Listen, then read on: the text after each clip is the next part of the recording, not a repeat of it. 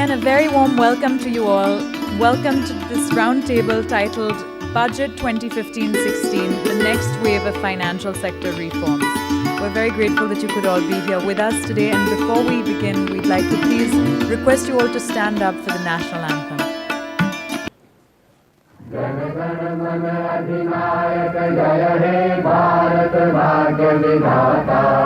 पंजाब सिंधु गुजरात मराठा द्राविड़ उत्कल गंगा विंध्य हिमाचल यमुना गंगा उच्छल जलधि तरंगा तब शुभ नामे जागे तब शुभ आशीष मांगे गाहे तब जय गाथा जन गण मंगलदायक जय हे भारत भाग्य विधाता जय हे जय हे जय हे जय जय जय जय हे.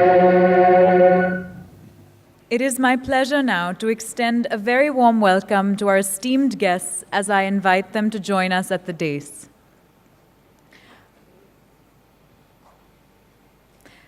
Shri Tarun Ramadurai, Professor of Financial Economics, Said Business School, University of Oxford.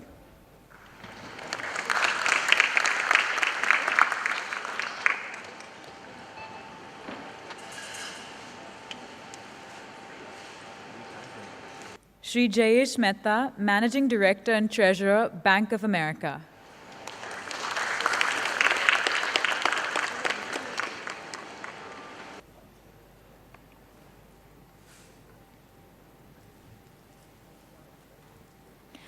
Dr. Gangadhar Darbha, Executive Director and Head, Algorithmic Trading Strategies, Nomura.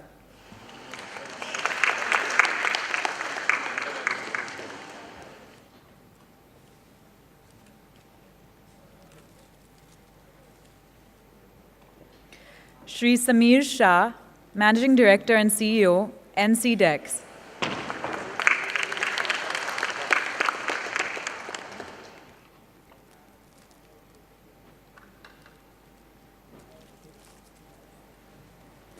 Shri Ajay Shah, Professor, National Institute of Public Finance and Policy.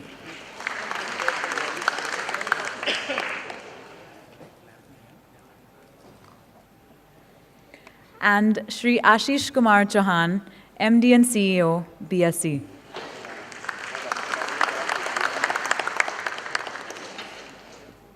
Shri Prabodh Thakkar, President, Indian Merchants Chamber.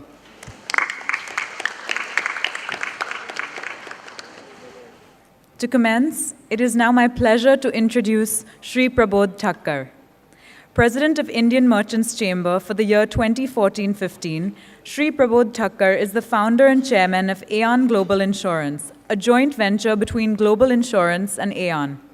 A third-generation insurance entrepreneur, Shri Prabodh Thakkar has been associated with the Indian and international insurance and reinsurance market for more than 3 decades.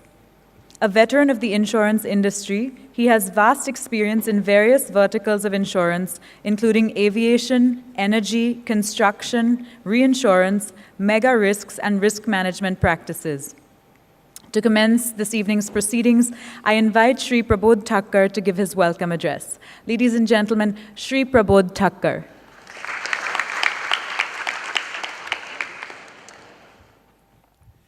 Thank you for kind introduction.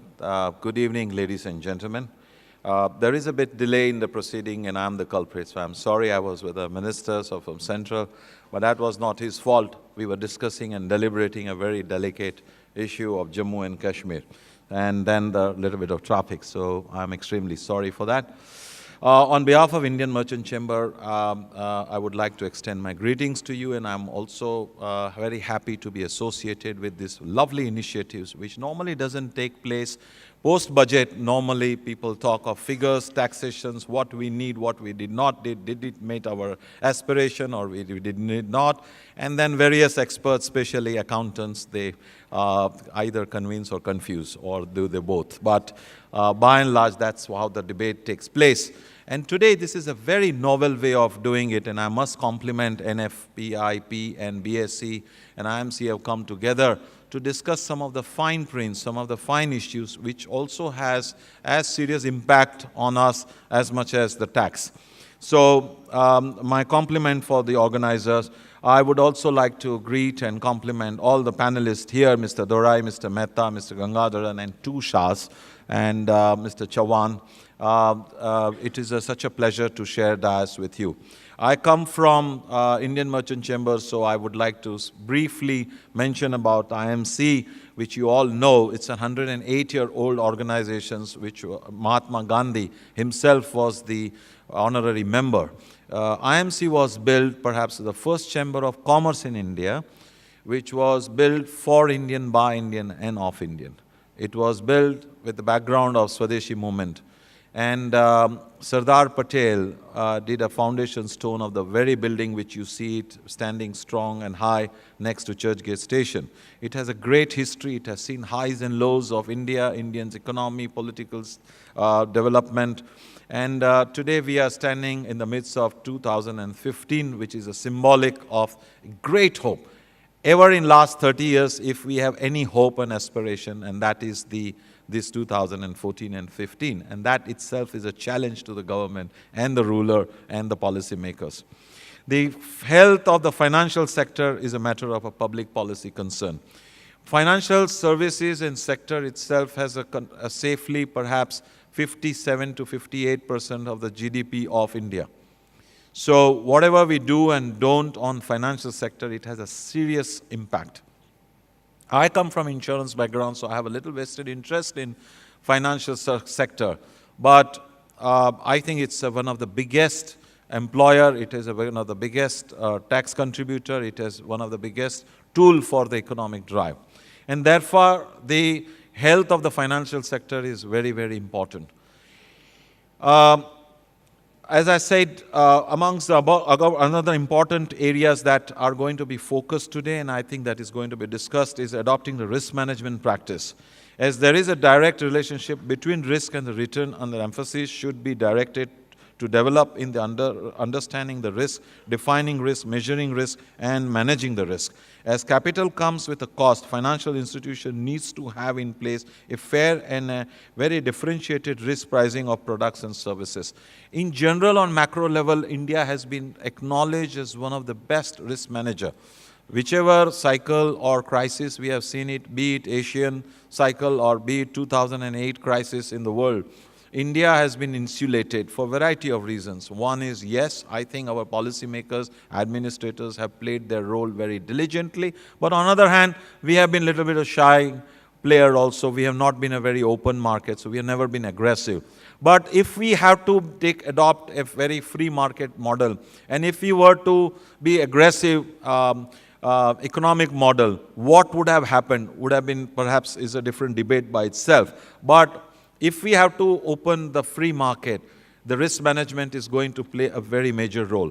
Focusing on information literacy and underinvested areas in population is also a serious concern and challenge and an opportunity as well. As I said, I come from insurance background. Following the bomb blast in the railway compartment few years back, that unfortunate day that we had, we did a little bit of survey beyond emotions, and we tried to find out how many people were insured. And what we found was that perhaps 89 to 92% of the people were uninsured in a first-class compartment in Mumbai city. Now, this feature is also applicable to the financial product. Treat insurance as a financial product. If Mumbai citizens traveling in first-class compartment, he has the resources, he has the knowledge, he can be reached, he has a reach other way around to the vendors. And if they are not delivered the right financial product, insurance is a part of it, I think it's telling us a big thing. So it is a concern, but it is also an opportunity for the market.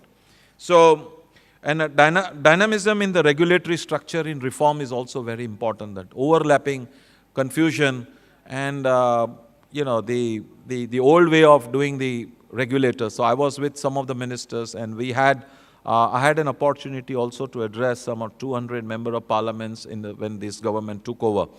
And one of the things I said, I went with a lot of preparation. I had a lot of input from various of our expert committees. We have a lot of expert committees in IMC. So when I addressed and when I was facing and standing before this 200 odds member of parliament, I forgot everything that I wanted to say. So I said only two things. I said, look, guys, there is no point in my telling you what you should do and what you should not do. You are going to do exactly what your constituency is going to do, what your political masters are going to do, and what your political destiny will drive you to do. But please, can I pray you with a folded hand? Do whatever you want to do. Left, if you go left, right will criticize you. If you do right, left will criticize you. Whatever law you make it without ambiguity. Have a clear statement, have a clear language, improve your language. Entrepreneur, businessman, investment will decide then whether to invest it or not to invest it. But please do not leave this for interpretations. I mean, I know some of the lawyers and consultants will hate me for that because they make a fortune out of that. But so that is the regulator is not only how they are structured, but how they are briefed, what is their demand. And I think something that is a beautiful part of the democracy is that what we inspire, what we wish to have, and what we convey to our policymakers and our rulers is very important. And forum like this gives us a tremendous amount of power and leverage to echo what we want to do it. And more we demand in democracy, I think then we have a better chance of achieving what we need to achieve it. With this, I think the education is another area. I think the biggest challenge that the financial sectors is going to get it not only from the government or the regulator alone. I think the biggest challenge I see it is that lack of skilled labor, the trained staff. I think the amount of growth, if we want to achieve double-digit GDP, imagine, close your eyes, are you getting all the talent even today at any price? The answer is no. There is no quality, skilled manpower. And now that is a big challenge. And I'm very happy that Prime Minister himself has taken an initiative and identified skill development as one of the most key area. With this, I wish this event, this evening, fruitful, meaningful, and interactive. Thank you very much for listening.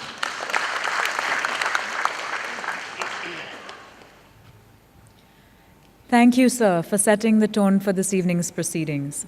Allow me to now reiterate briefly the agenda for this roundtable. The budget proposes fundamental changes in the regulatory structure of the financial markets. This includes the creation of a public debt management agency to issue government securities, the merger of the securities and commodities markets, and changes in government bond regulations. These changes will have direct impact on the financial markets and consequential impacts on the real economy. How will the transition take effect? How will it change the way in which we trade? What is the ultimate vision? How long will it take to achieve this? These questions still linger. To discuss these issues, BSE and the Indian Merchants Chamber, in collaboration with the National Institute of Public Finance and Policy, welcome you to this roundtable. The talks will be followed by a question and answer session. You will be provided with slips of paper on which you may write your questions as the sessions progress. You can then hand these over to our representatives who will be collecting them from the audience. Without further ado, let us begin. It is my privilege now to introduce our speaker, Shri Ashish Kumar Chauhan. As Managing Director and CEO of BSE, Shri Ashish Kumar Chauhan heads the first stock exchange of India. BSE is ranked as the largest exchange in the world in terms of number of stocks listed. Shri Ashish Kumar Chauhan is best known as the father of modern financial derivatives in India. He was part of a small team of 5 people selected from IDBI to set up the National Stock Exchange. At NSE, he set up the first commercial satellite network, the initial technology platform, the Nifty Index, and NSE's certification in financial markets. At BSE, Shri Ashish Kumar Chauhan is credited for implementing the fastest trading system in India with 200 microseconds response time. In addition, he has been responsible for the revamping of BSE, bringing equity, currency, and interest rate derivatives to the exchange, and introducing mobile trading systems in India. He was also the CEO of a cricket team in its formative years, the Mumbai Indians, in addition to his role as the president and CIO of Reliance Group. Shri Ashish Kumar Chauhan serves on numerous prestigious boards and advisory committees and has been quoted and published in various magazines, newspapers, and other media worldwide over the last 2 decades. He holds a B.Tech in Mechanical Engineering from IIT Bombay and a postgraduate degree in management from IIM Calcutta. Shri Ashish Kumar Chauhan will speak on translating the vision for unified capital market. Ladies and gentlemen, Shri Ashish Kumar Chauhan.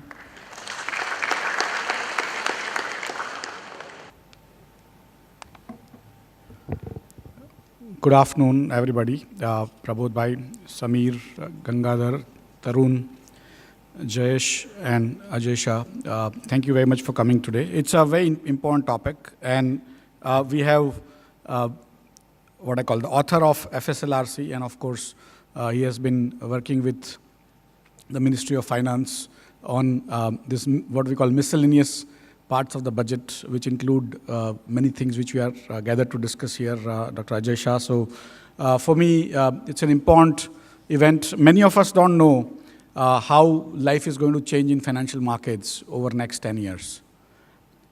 1992 to 2001, we had several changes. Setting up of SEBI. In fact, SEBI was set up a little earlier, but it got the powers in 94. The act was passed in 94. But the changes have been very, very rapid those days. First 10 years of reforms were really reforms. What we call reforms today are not even close to that. But what happened in those days was that we touched only on the stock markets.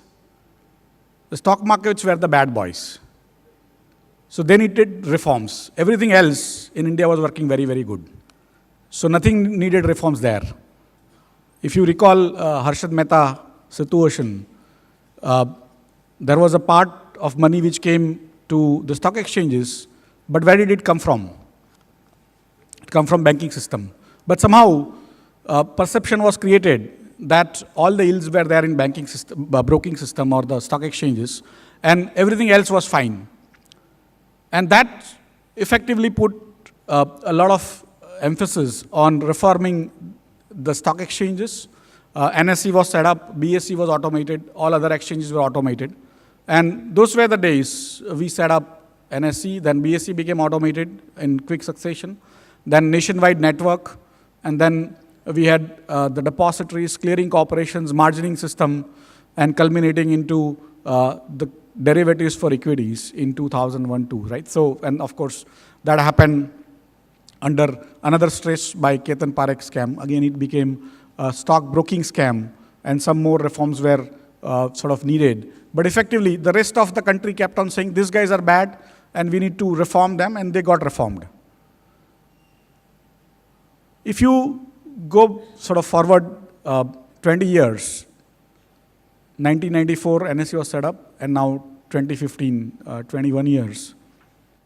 What has happened is, the stock market is larger than banking system by 25% or more. Can you believe it?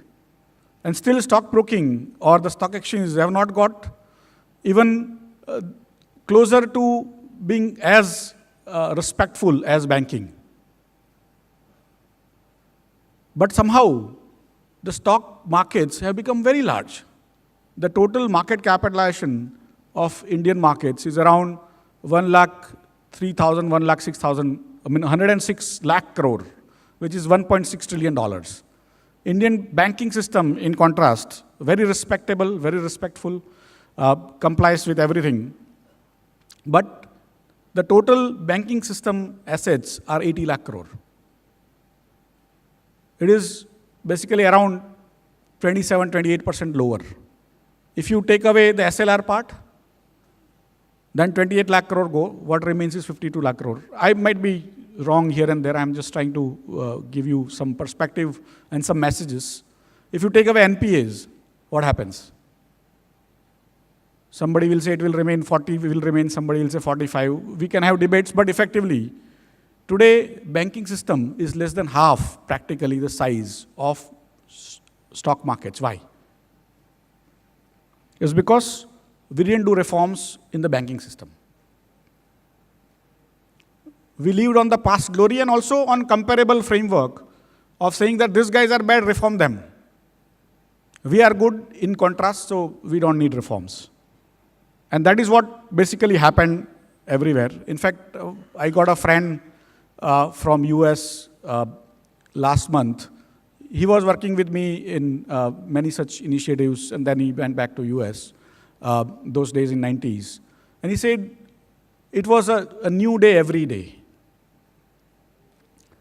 In 1990s was sort of reforms happened under stress. We had balance of payment crisis, and so reforms happened. And then we had another issue in Ketan Parekh scam, and so reforms happened. We kind of go from crisis to crisis, and reforms happen only in that small window when nobody wants to oppose. So when this new government came, there were reforms to be sort of done under FSLRC. A committee was set up. The committee had taken great pains to come out with newer sort of ways of doing things, reforming the markets even more. And somehow we were all wondering whether this new government will actually accept it and run with it, will be able to implement unless there is a crisis. And we were all skeptical that we are here, we have several regulators. In fact, that was another interesting stuff, that SEBI was set up and it was reasonably successful in its initial years. And then we thought creating more regulators is a great idea. So we kept on creating new regulator every year or probably every 2 years. So we had PFRDA, we had IRDA, we had this, we had that. And we created more and more regulators. And somehow I thought at some point in time we will have more regulator, even one regulator for one policy also, you know. So that was a framework that perhaps more regulators are more needed. And somewhere FSLRC came with a totally new approach, saying the entire financial markets is one. The consumers are actually using these financial markets, and they face problems, and these regulators are having several sort of areas which are falling in the cracks. So how do you create a customer-facing regulator, and then you create various other regulators? But earlier, we were cutting the cake on vertical basis, on product basis. So insurance, you have a separate regulator. Pension, you have a separate regulator. Securities market, you have a separate regulator, and so on and so forth. Now, we are trying to cut the cake horizontally. So if you see how the structure is going to happen, we were cutting it vertically. Now we are going to have it horizontally. It's a nice concept. But since you have already cut the cake vertically, how do you get that horizontal part, right, without breaking up into too many pieces? And we were all very, very skeptical, saying how this is going to be achieved, because it's nice to have a beautiful concept, but you are actually having a reality of having too many regulators. And so how do you reach there? For me, this budget has come out with some phenomenal work on that side, saying the government is committed to FSLRC, implementing FSLRC in all its hues. It has also figured out a way to go and implement, say, FSAT. There was a concept of FSAT in FSLRC, that is the appellate tribunal for everything which is relating to financial markets, whether it is in insurance, whether it is in pension, whether it is in securities market, and so on and so forth. We thought, how is it going to happen? And suddenly, we have this securities appellate tribunal where you can go and appeal. It is happening in a way which is practical. It is happening in a way which is measured. And so the merger of FMC and SEBI is what I call the first step in that direction, saying you are merging all the regulate. Basically, FMC is also, although it's a commodities market futures regulator, but effectively, the futures are financial products. The forwards, which are standardized forwards, are basically financial products. So that's a first cut. And somehow, everyone seems to be thinking it's a great idea. It will have the same know your client requirement. Almost all brokers are similar, probably barring 10%. All brokers overlap between stock markets and commodities markets. And so if you merge, then you don't have to create two balance sheets, two subsidiaries, and so on and so forth. You have several regulators coming and inspecting you. You don't have minutely different regulations of how to deal with customers, what is the way to behave with the customer, and so on and so forth. And that, for me, is going to reduce the cost for member brokers going forward. Second part was, which is more what I call controversial as of now, but once you implement, you will figure out that this was a good thing to do, which is separating the public data office from the RBI. What I've been reading about, since I had to speak today, I've been reading furiously over the last few days. And what I've figured that most countries which are developed have already got this done. So there is nothing new which we are trying to do. And in a sense, the government will be able to also come to you and me to raise funds for itself. Today, you're basically government wanting funds. RBI auctions to only banks and people who get connected to them or who are regulated by them. And everyone else is actually going through the banks to invest into those government bonds. But if I usually, when I don't invest in stock markets, I invest because I run a stock market by regulations, and otherwise I don't want to invest in stock markets. So I put it in fixed deposits. And then if I had a choice to invest in government bonds, I would rather invest in government bonds, right? I am a risk-averse investor. And why would I invest through 3 layers and lot of cost? Instead, I'll straight away go to the government and give money to them. And that differential which is taken up by intermediaries, actually government can give me a little more interest, and still both of us will be benefited. Today, I get less returns and government actually pays more. The differential goes to the intermediaries. And then they have to create a lot more intermediaries to just take up the bond issuance, which nobody wants to buy, but these people want to issue, and so on and so forth. And so for me, the PDO part is practically public debt office part, that is government's own debt. That needs to be managed independently, and now probably should happen. The time has come. The related part is that for the broker members of the exchanges, they will also have a more liquid bond market that will be developed. Till now, we have been crying that India doesn't have a corporate debt market which is vibrant and liquid, and that's why we shouldn't have the government bonds listed on the exchanges, or at least traded easily on exchanges. Today, try getting into government bonds. Have any one of you invested in government bonds as individuals? One hand is going up. And that is it, right? And it must be really tough for you to have invested, and then you must be cursing yourself for doing that, right? Because it has been made extremely difficult for retail people to get involved into government bond. With PDO, with trading on the exchanges, and if we structure it well, that is, if we have bunching of the expiry dates for all the debt that is being issued in 1 year, 2 year, 5 year, 10 year, 20 year, 30 year, but on particular dates, then we will have a good yield curve, but more importantly, we will have large amount of debt actually falling due on one particular date, so you will have more liquidity coming. We can, of course, put market makers and other mechanisms to bring in more liquidity, but if you have $500 billion of government debt and $150 billion or 200 billion of corporate debt, which is currently coming out, you're going to have a huge opportunity for everyone to do government bonds. Today, you are investing, or your clients, if you are brokers, your clients are investing into risk instruments only in stock markets, equities. Bonds, when they come, last 5 years, BSE has been collecting 90% of the corporate debt issued in the country. 90% of the debt issued by anyone in corporate India is actually collected by BSE. Whether it is tax-free, whether it is taxable, and so on and so forth. And those debts come into the market if they are from good companies, good papers.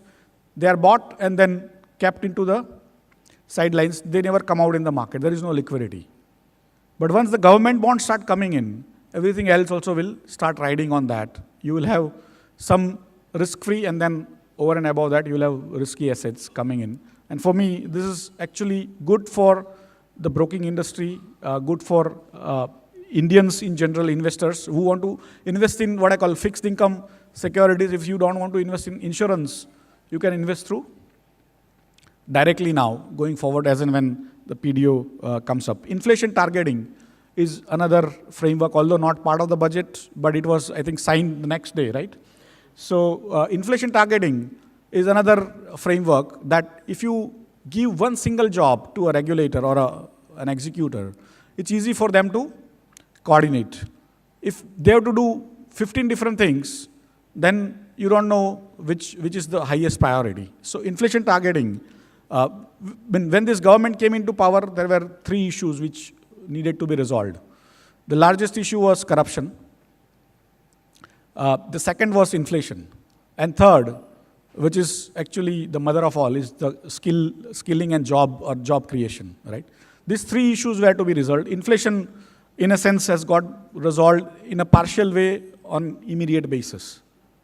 But there are issues that inflation has got resolved not because of any efforts on part of us. There is no regulatory thing which has helped. It is the international frameworks that has helped. But if you have to do it yourself, then what are the frameworks you need to have? And this inflation targeting is a good way to measure a particular organization, saying, I'm giving you a job, and are you doing it well or not? That single job. If you have 15 jobs, then how do you measure, right? And inflation is an extremely important issue for this country and for the world, but this country, being so poor, it is absolutely important. And for me, inflation targeting is going to be the main issue going forward for the regulators and the government. Of course, job creation will be another issue, and how BSE participates, because BSE needs to also think up itself. Like today afternoon, I was sitting in a meeting, and we were waiting for the minister to come, and one of the industrialists asked me, what is your mission as an exchange? He was surprised that such a young fellow was CEO of an exchange, and he said, oh, you must be a management graduate. And I said, yes. So he said, what is the mission of your BSE? And I said, mission of BSE is wealth creation and job creation for India. And he was totally flabbergasted. He said, I thought you guys were for trading. And I said, trading for the sake of trading, or BSE, trading is one of the activities BSE does. It is not the main activity, although many people think trading is what exchanges are for. They are for channelizing savings of the economy into productive abilities.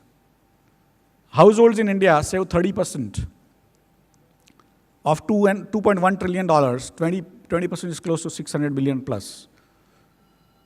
That needs to be channelized into productive capital. That is the companies, the governments, the manufacturing, ports, roads, airports, all of that require funds.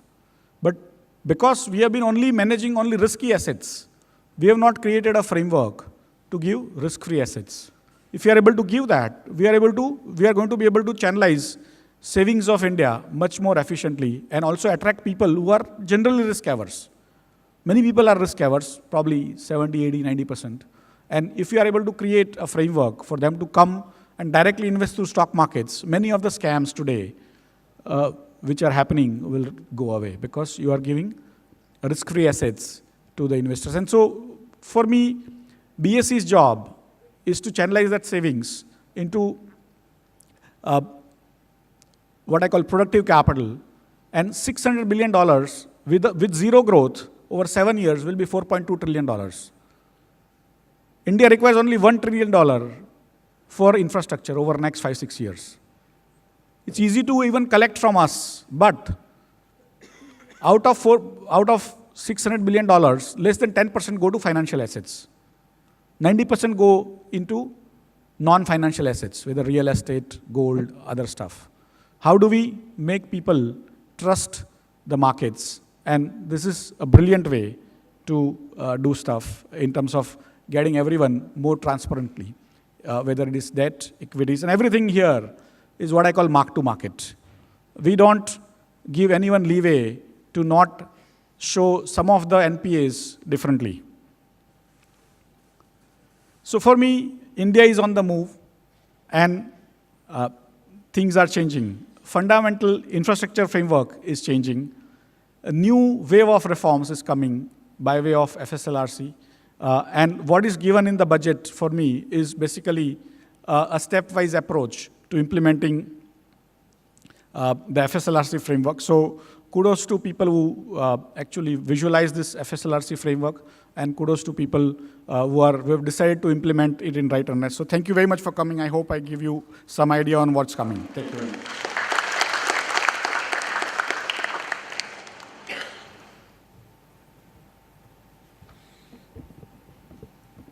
Thank you, sir. Our next speaker is Shri Sameer Shah, MD and CEO of the National Commodity and Derivatives Exchange Limited. Shri Sameer Shah was awarded the CEO of the Year Award at the Banking and Financial Awards held in Mumbai. Before NCDEX, Shri Sameer Shah was the Chief Business Officer of the Dubai Gold and Commodities Exchange, DGCX. At DGCX, he led the growth of the exchange to make it one of the fastest growing exchanges in the world, including being awarded the Contract of the Year and the Best Commodity Exchange Award in 2012. Shri Sameer Shah has more than 2 decades of experience in building institutions and market infrastructure. Prior to joining DGCX, he was the CEO of Mumbai-based Universal Commodities Exchange.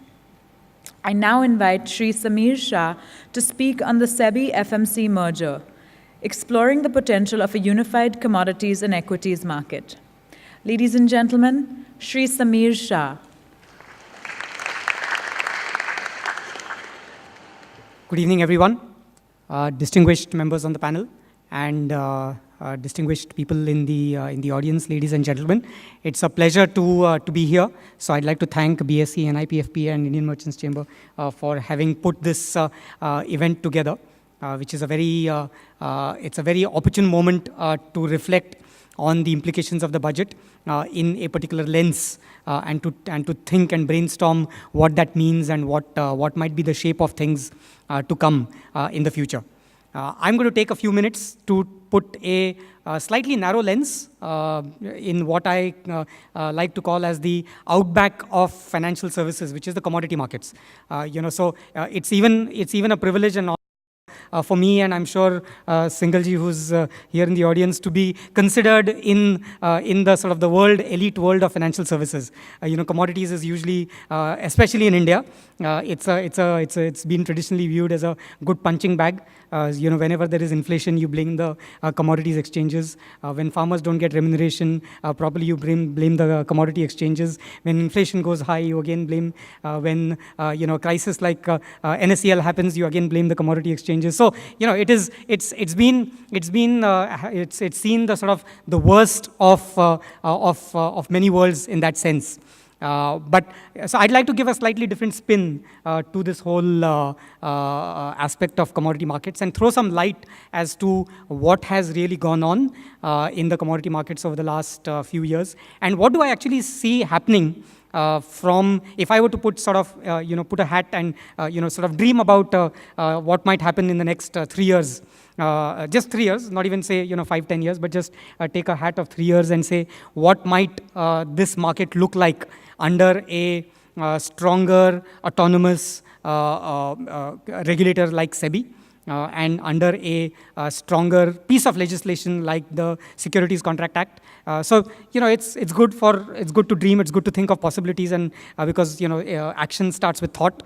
So let's start the thought process today and see what kind of action that leads to.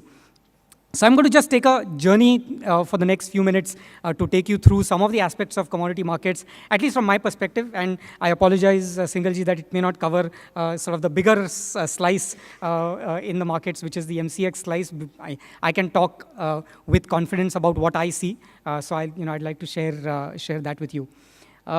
There's been a mini revolution happening in commodity markets over the last 10 years, and it's slowly creeping up. And I'll talk more about how it has real economic relevance to the country, although going unnoticed to a large extent. So it's very important for us to understand what is the impact it is having on the real economy, And if it is having that even limited impact on the real economy today, under a much stronger regulator, under a much stronger, credible piece of legislation, it can do wonders for the real economy in terms of balancing the way the resources get used. And I look at the commodity markets as nothing but resources. If you look at the 4 factors of production, land, labor, capital, entrepreneurship, under land and expanded definition of land, you will include natural resources in that. So a more efficient management of natural resources between producers and consumers, if that is the simple sort of vision of commodity markets,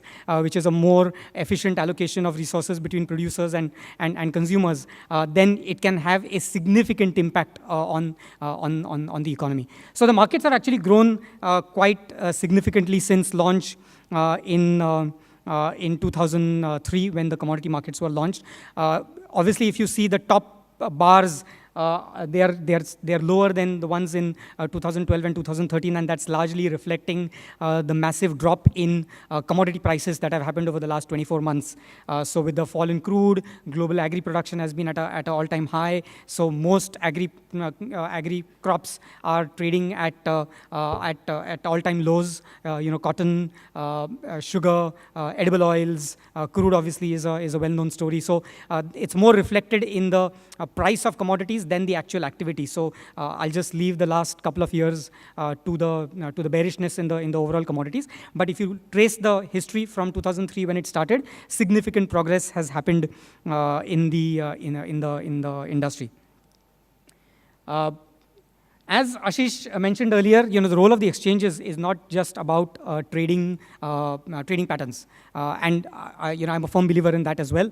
The exchanges' role is, like in the capital markets, it's about channelizing capital from capital deficit, from capital surplus organizations to capital deficit entities. Likewise, the role of commodity exchanges to channelize resources from producers to consumers. So one of the metrics that is very important to track is deliveries on exchanges. And in that sense, I think the Indian commodity markets are very unique. Worldwide, deliveries are very, very marginal in futures markets in commodities because the underlying spot markets are very, very well developed.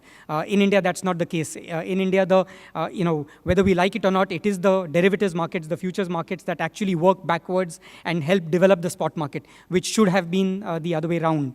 And I think the markets have done a great job over the last 10 years to facilitate deliveries and to force convergence between the physical spot markets and the sort of financial futures markets. So you can see the level of deliveries that have gone up in the exchanges is quite phenomenal, and it plays a very critical role.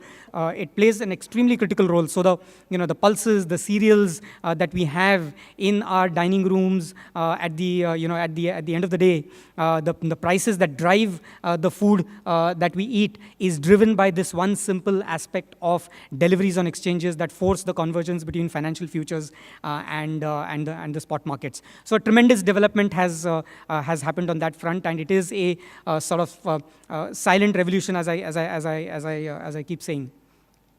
How has the financial futures market in commodities transformed backwards and transformed the physical markets, which is quite interesting to see. We've had a small experience of a project that's happening in Karnataka, which is revolutionizing the APMCs and the mandis in the country, in the state of Karnataka, and that's another sort of excellent piece of reform and legislation that is appearing in the finance bill. If one looks at the detail, it talks about creating of a national agri market. The economic survey talked about that, and it's quite challenging to create a national agri market in the country, given the federal structure, which is the central sort of structure, and the state and the various constitutional complexities associated with that. But if you see what is going on in a place like Karnataka, where more than 50% of agri produce in a state like Karnataka is now going through electronic mandis, which is which is fascinating. I mean, it's not seen somewhere. If you talk about this to any sort of any of the sort of farmers who bring produce to the mandis, and they will say that this is a great thing to have, and it's a silent revolution. If we can imagine replicating this under a mature regulator and under a more mature piece of legislation, which is the Securities Contract Act. And you can see this replicating at a national scale. You can see the kind of impact it can have on creating truly a national agri-market for this country. Likewise, procurement. So I talked about how markets can be used as an efficient way of channelizing resources from producers to consumers.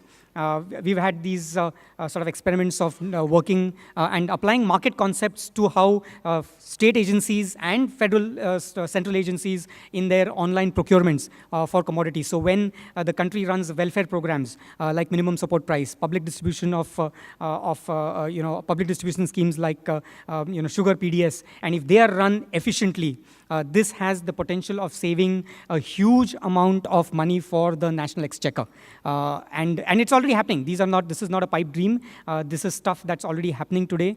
The question is, if these are happening in a sort of scattered way, subscale way, in pockets of the country, if they come under a mature regulator, which is what my repeated point is, under a mature piece of legislation, the kind of far-reaching impact it can have on the country's economy and growth opportunities for the markets is quite phenomenal. So there are 7 states today, 4 have already benefited, 7 states today in the country that actually procure their PDS sugar from online markets, which are regulated by the regulator. How do you channelize finance through these systems? How do you create? I mean, we have a situation where priority sector lending is a key target for the government. We have a situation where the banking sector is incentivized and almost not just incentivized, forced to lend priority sector lending. And despite that, you have a situation where banks prefer to pay the penalty on their defaults on PSL, on priority sector lending, by putting them in certain other schemes and bonds, but not actually putting money where it matters. And why is that happening? That's because banks don't trust the institutional mechanisms in the warehousing and in the commodity infrastructure and in the agri infrastructure, so that they can lend their money, and be assured of the right risk-reward return. But if all that were to be channelized through a regulated infrastructure, I believe that banks would be very confident, far more confident than they are today, and it could solve the burning problem of ensuring that the priority sector lending goes into the areas that it needs to go to. Another sort of example is how FMC has had tremendous vision in introducing what was the physical market physical market traded forwards onto the exchange. And if you can take a simple, I'm not going to go in the complexity of the slide, but in very simple way, if the minimum support program, MSP program that's run by the government through agencies like FCI and NAFED and SFAC, if it can be run through regulated markets, it has a tremendous opportunity to save costs that are incurred by institutions and corporations like FCI that incur significant amount of wastages and inefficiencies in the way the business is being run. We've sort of quantified savings that are potentially possible if a program like MSP is run through a regulated marketplace, and that's the vision that we think is really possible through a SEBI FMC merger as you extrapolate 3 years down the line. So just to summarize, the basic social purpose remains the same for commodity markets, which is akin to other markets, as Ashish pointed out. It is bridging the gap between producers and consumers, and it is making sure that resources reach from producers, consumers in the most efficient possible manner. We believe that a single regulator between between commodities and securities under SEBI, once the finance bill gets passed in the parliament, will enable this, and it will create a tremendous opportunity to impact the real economy, and at the same time bring a huge amount of growth for the market and growth opportunities for the market. Just to give you an example, that in well-developed markets, if you look at the metrics of the amount of trading in derivatives markets that happens on commodity exchanges worldwide as a factor of the production of those commodities in those countries, and you apply those same metrics to India, and let's say that in 5 years from now, we can aspire to have at least 50% of those metrics, not even 100%, 50% of those metrics. We think that the commodity markets can grow by a factor of 12 times. And that can happen. So that's growth for all of us, growth for all of us sitting here. But growth the growth comes with a real social impact that's delivered by the marketplace to the real economy and to the country, and which is extremely important. One can't ignore financial markets cannot exist in isolation economy, and there has to be that strong link between real growth in real economy versus growth in the financial markets. So a single regulator, a single law will create faster growth. It will bring significant efficiencies for market intermediaries, as Ashish pointed out, in terms of simple KYC norms, single balance sheets, simple ways of accessing these markets. But for me, the most important aspect is that it unleashes efficiencies that can solve real structural problems for the country, bring real growth in the economy, and at the same time create growth in the financial markets that that most of us do represent. So I think it sort of kills two birds in the same stone, and very, very big sort of far-reaching consequences through that. So to sum up, at NCDX, we are quite excited about the potential of this, and I'm sure sort of likewise my other colleagues in the commodity markets are looking forward to this change. I'd love to talk more about this through the questions and answers or any other sort of interactions as possible. I'd like to thank again BSc, NIPFP and IMC for giving me the opportunity, and for all of you to patiently listen to the few things that I've had to say. Delighted to be here. Thank you.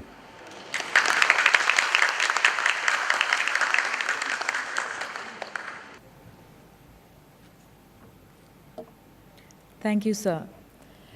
It is my pleasure now to introduce Dr. Gangadhar Dharba, Executive Director and Head, Algorithmic Trading Strategies at Nomura. Dr. Gangadhar Dharba holds a PhD in economics from IGIDR, Mumbai, and has completed a postdoctorate in finance from the Wharton School, University of Pennsylvania. He obtained an MA in economics from Gokhale Institute of Politics and Economics, Pune, and a BA from Andhra Loyola College, Vijayawada. He is currently employed as Executive Director, Nomura Securities.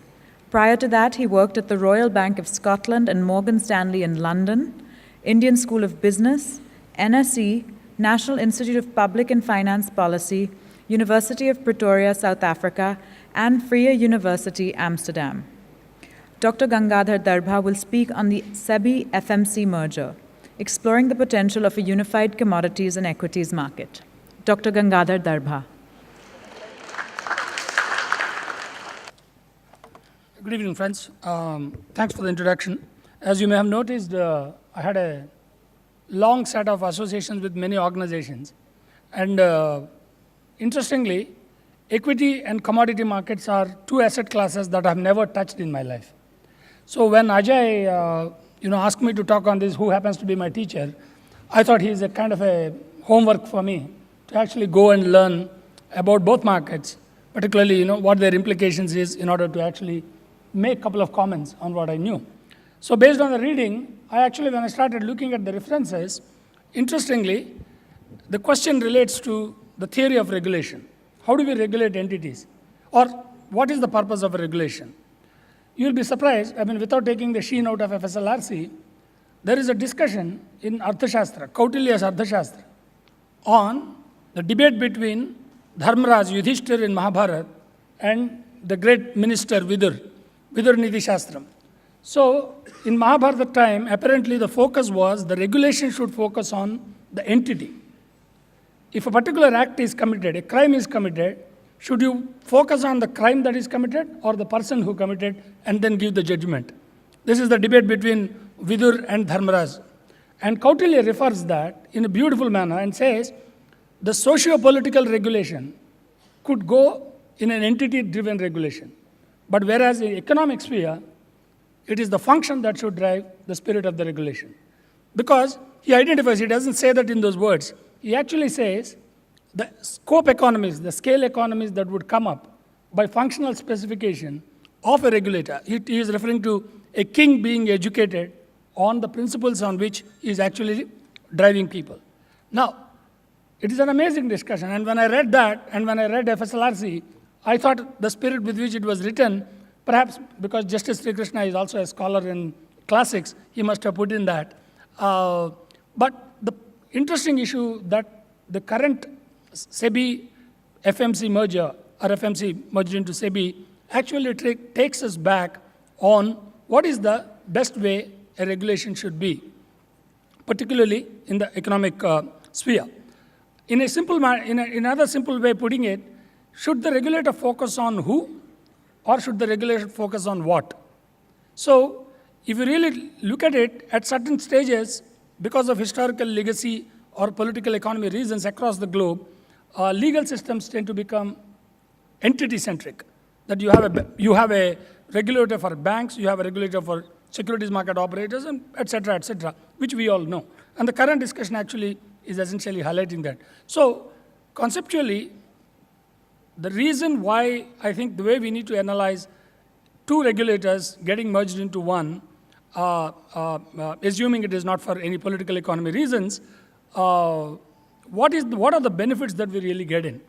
The benefits that we really get in my view, are from an investor perspective, it has to be, it has to be about the governance mechanisms and costs. Essentially, how much of the governance benefits that you get from one market regulator merging with another, and what were the costs, what are the benefits to the investors in terms of cost of trading. The governance mechanisms is a very critical one.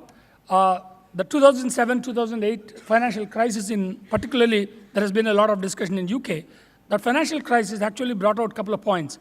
That if the regulated entities, like banks, for example, are operating in an extremely complex, financial environment, if the regulator is focused only on the entity and not on the function, sometimes the lack of knowledge on the function can actually lead to creation of the crisis. And we know what happened with credit default swaps, etc. Bank of England, for example, in many of its statements, had identified that had it got a different kind of a mandate, it would have done the job much better. Similarly, if we see in Indian context, the advantages or the credibility that SEBI has established over a period of time in terms of its governance mechanisms, I think would be a positive, significant plus that will come out when FMC gets actually merged. Now, at a deeper theoretical level, a security is a security is a security. Any financial security, you need not be distinguished between an equity versus commodities, versus debt. The debt part is a bit tricky. I'll make a comment on that as well. But in a very generic level, for the benefit of the investors, which is the primary purpose of regulation, is governance mechanisms, improvement in governance mechanisms that are expected to come, I think, is the first-hand major benefit as far as commodities moving under SEBI's purpose. The costs are an interesting issue.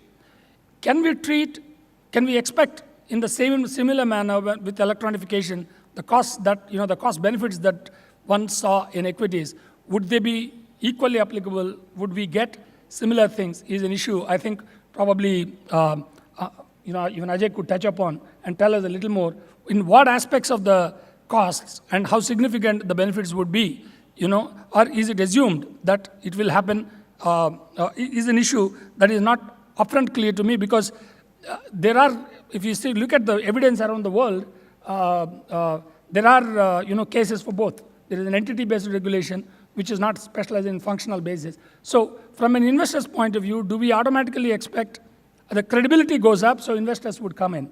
But would that automatically lead to transaction cost benefits, etc., is something that one needs to see. The thing that is not clear to me is the following: that equity markets and commodity markets come under one regulatory roof, provide some benefits, but would that automatically necessitate a commonality of the market microstructure in terms of trading, clearing, etc., etc.? One of the issues that I was when we were talking is, for example, the margining benefits. Do we automatically get can we start discussing about interoperability of clearing houses, etc., and subsequent benefits associated with that? Or would that be, for example, for an NSE, NCDX kind of thing, or BSE and some other thing, or MCX stock exchanges, so people could operate seamlessly across that investors and brokerage houses, and would that lead to better transaction cost structure? So I think creation of a market structure we were talking, as Ashish Bhai was mentioning, about what is the purpose of an exchange or regulation, etc. In my view, I think any reform related to financial markets should be as creation of a sound, credible market microstructure. That should be. If it leads to employment, good. If it leads to reduction of costs, look good. It leads to more volumes, good. But I think the characteristic or the metric over which you need to evolve is creation of a good market microstructure. Finally, the question automatically moves on to, if you move commodities market under SEBI, should we expand it to the other markets? That is, the next one is the bond markets. Now, the question that I always wondered was, if you've noticed, in last 20 years of this capital markets development, and I've seen this even in NSE meetings and some of the SEBI functions, every time we celebrate the success of capital market regulation in this country, we flash equity market derivatives, that the amount of volume that we had, etc., etc. But we don't say a word about why debt markets were never developed. So, is there a regulatory preference in this country to distinguish between debt and currency markets and equities markets? So the same minister would flash the success of equity markets as the lakhs of crores of volume as a success of capital market regulation, but the same minister will not say a word about why debt markets are not developed in this country, or currency markets are getting developed very, very slow. It's clear, for example, we are about 15 years behind the world as far as the interest rate derivatives are concerned, which we still not be able to do that. Sometimes when I discuss this with officials of public policy, they give an interesting argument. It's not correct, but it's an interesting argument. They say that in building capital markets and derivatives markets, we have to distinguish between those variables which are private and those variables which are public. That means they talk about if a currency crisis occurs because of interest rate derivatives or then the speculation in the market, that reflects on the macro policy. Whereas if the market goes up or down in the stock market, it is not automatically translated into a crisis at the macro level. For example, exchange rate. Theoretically speaking, exchange rate, interest rate, and stock prices, they are all prices. Yet, the public's reaction to a currency depreciation is completely different from a public's reaction to a stock price collapse. I mean, I'm talking about moderate scenarios. So, which effectively means, should the public policy approach all asset markets, all markets, part of the capital market, and bring them into a common trading infrastructure and common regulatory infrastructure, I think is the real question that we need to really understand. I'm sure our understanding of that entire debate, I think, is taken leaps and bounds forward in FSLRC, and I think probably that should generate some more debate and some more thinking on how we should go. I'm sure Tarun will be talking about the debt markets, so I'll stop at this stage. I think as far as commodities equity merger is concerned, I think the benefits clearly outweigh the potential cost, but extending that into all framework is an issue I think we need to really see. Thank you very much.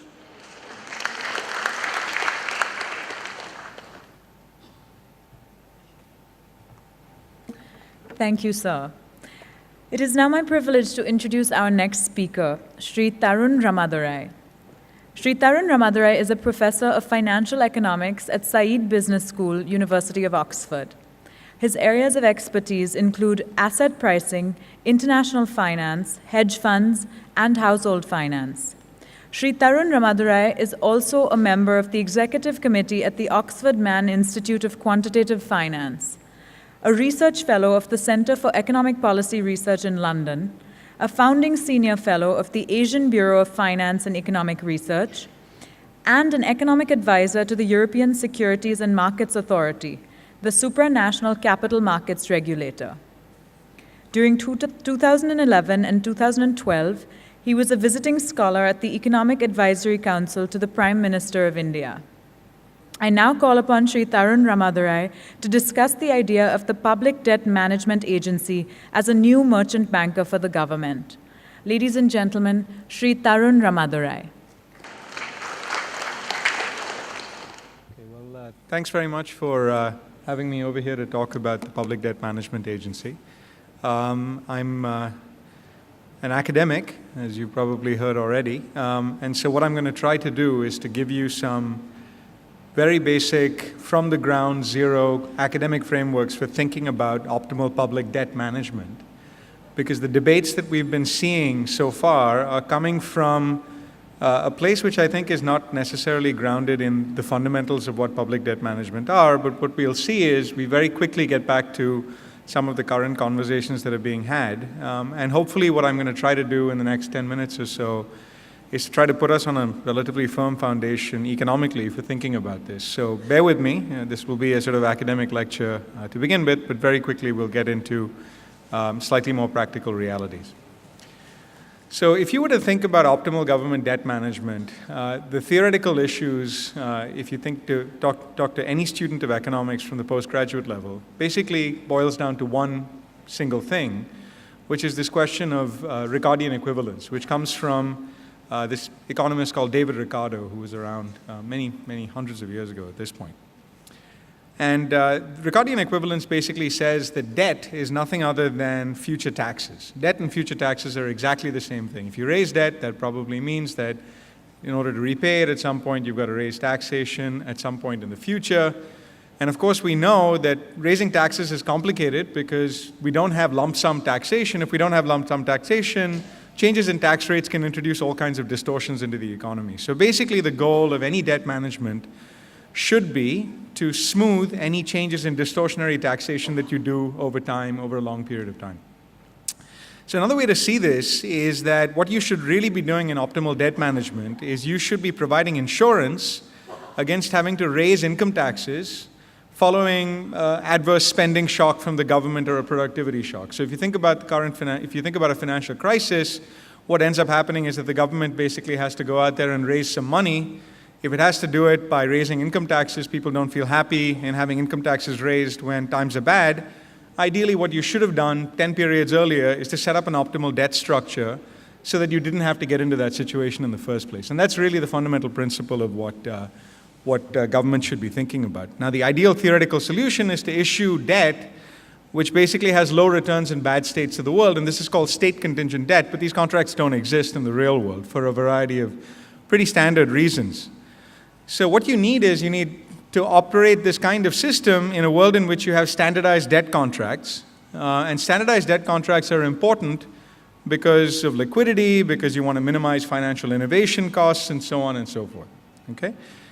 So state contingent debt is an unworkable solution. So what you need to do is actually get to the optimal solution by having portfolio management of debt. So in the real world, what you actually have the government facing is a very complex debt portfolio management problem with these liability constraints, because the government obviously has to go out there and spend, and therefore in order to make this happen and to satisfy the conditions of Ricardian equivalence and to smooth distortionary tax rates, you need to really understand your debt portfolio management problem. Now, this problem gets really, really complicated very quickly because there is lots and lots of different things you have to consider. So if you were thinking about the portfolio management issues when it comes to optimal debt management, first, you want to think about whether there's nominal debt or inflation index debt. I'm not going to bore you with the details, but basically, you need a mix, an optimal mix of nominal debt as well as inflation index debt, because different kinds of shocks that hit the economy demand different types of debt. So for example, public spending shocks, nominal debt is optimal. If you have a set of monetary shocks hitting the economy,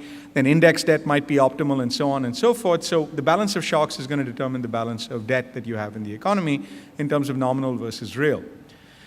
Currency composition introduces additional complexities into the equation because it depends on the correlation of how foreign and domestic output shocks are correlated and monetary shocks are correlated. So again, the optimal policy has a mix. So now you start to see that the optimal public debt management problem is very complicated. You have to deal with these issues of do I issue nominal or real, how much do I issue? You've got to deal with the issue of whether you issue foreign or issue domestic, and again, there's lots of different conflicting answers. You've also got to deal with the question of the optimal debt maturity. Do I issue short-term or do I issue long-term? Okay, so short-term debt sometimes can be cheaper for a government to issue because people demand liquidity at the short end of the term structure, but if the government keeps issuing short-term debt, it has this rollover risk because it has to keep going back to the market and getting refunding, and that can sometimes be quite complicated for the government to do. So this is another tricky problem that makes optimal debt management even more complicated. Okay, so I'm hoping that I'm giving you a sense that optimal debt management it's not a no-brainer. Okay, I mean this is a seriously complicated issue, right? Now, there's one issue that's been coming up over and over again in the debate in India about whether the RBI should be doing optimal debt management or whether the government should be doing optimal debt management. And this issue is this issue about, well, the RBI is setting interest rates, it has some inside information about these things. Everybody will feel uncomfortable about buying debt if the RBI is issuing it because there's this adverse selection issue that the RBI has more information than the government. I think that this is a red herring, okay? So this is just there to distract you. I think this is a complete non-issue. I really don't think that the debate should be concentrating on this issue at all. I mean, I think people have been sort of really focusing on this issue. Why? Because there are huge reputational costs. So the RBI only has to screw around with people once.